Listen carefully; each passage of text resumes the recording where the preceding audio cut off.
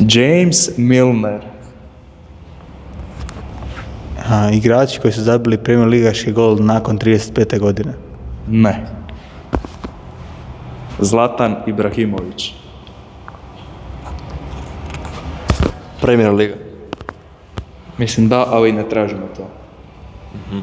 Dedec je u Premier ligi. Ne. Gianluigi Buffon. Igrači preko 40 godina kao.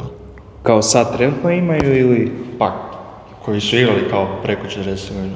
Nije Milan, nema Milan 40. Nema Milan 40. Nema 40.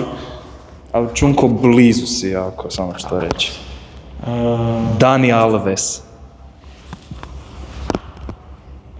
Igrači koji su bili u zatvoru i vratili se u igru.